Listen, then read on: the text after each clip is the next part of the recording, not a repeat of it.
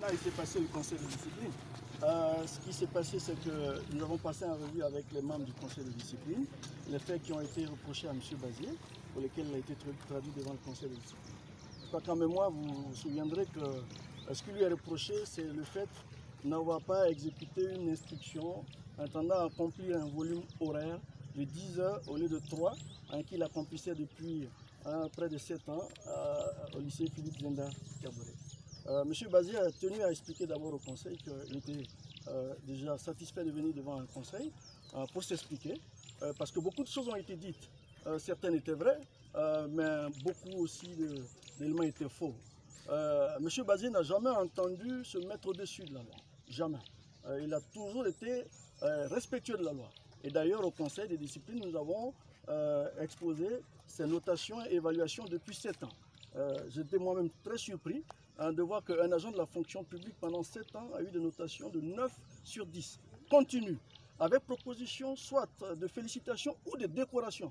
Bon, même s'il n'a jamais été décoré, hein, on comprend. Mais que curieusement, ce soit à partir de 2019, l'année où il reçoit encore 9 sur 10, où d'ailleurs son supérieur fait une mention en disant qu'il faut le féliciter, où il dit en plus qu'il faut améliorer ses conditions de travail, j'entends par là le décharger encore un peu plus de ses fonctions, de ses obligations professionnelles, pour lui permettre d'assumer sa fonction de représentant syndical. Et c'est cette année-là qu'on choisit pour le traduire en conseil de discipline. Bon, mais écoutez, nous avons tenu à dire au conseil que nous venions vraiment dans un climat apaisé, nous sommes dans un état de droit. M. Bazier n'est pas au-dessus de la loi. Si on estime qu'il a fauté, on le juge. Sauf que nous estimons qu'aucune faute n'a été commise. Aucune faute, pourquoi? Parce que je viens de vous le dire. Le gouvernement lui-même, depuis des années, notamment depuis 2010, a traité dans un communiqué final après une rencontre avec les syndicats la question des permanents syndicaux. Beaucoup de Burkinabés ne savent pas ce que c'est. Les permanents syndicaux, c'est-à-dire que l'État s'engage à ce que des agents des syndicats, notamment des responsables désignés, qui sont agents de la fonction publique ou même travailleurs du privé, soient mis à disposition du syndicat. Donc ils travaillent dans le syndicat, mais ils sont payés par la fonction publique. Et une loi, la loi 081, son article 121, a adopté ce principe-là. Au Burkina, il y aura désormais des permanents syndicaux. Sauf que depuis 5 ans, on attend la mise en œuvre pratique, rien n'est fait. Donc vous ne pouvez pas comprendre, mais comment vous pouvez comprendre qu'un État qui admet des permanents syndicaux puisse reprocher à un responsable syndical de ne pas accomplir le volume horaire légal imparti aux enseignants. D'ailleurs, je me demande si au Burkina Faso, je m'excuse auprès des enseignants, s'il y a un seul enseignant qui accomplit le volume horaire imputable aux enseignants. Pas parce qu'ils ne veulent pas, parce que l'organisation est faite de telle sorte que jamais ça ne se fait, je crois. Et donc, nous avons expliqué et espérons que le Conseil aura tenu compte de notre argumentation et nous avons dit que nous pensions que cette affaire n'était pas une affaire de Conseil de discipline.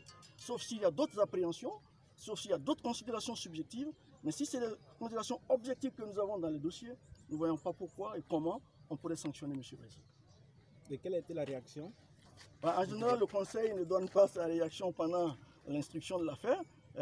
Ils nous ont posé des questions auxquelles nous avons aimablement répondu. Maintenant, nous attendons leur décision. Et si elle nous convient, pas de problème. Mais si elle ne nous convient pas, ben nous aviserons ce que de droit. Parce que moi, je dis et je répète, je voudrais en conclure là, la question qui se pose, ce n'est pas une question de M. Bazier.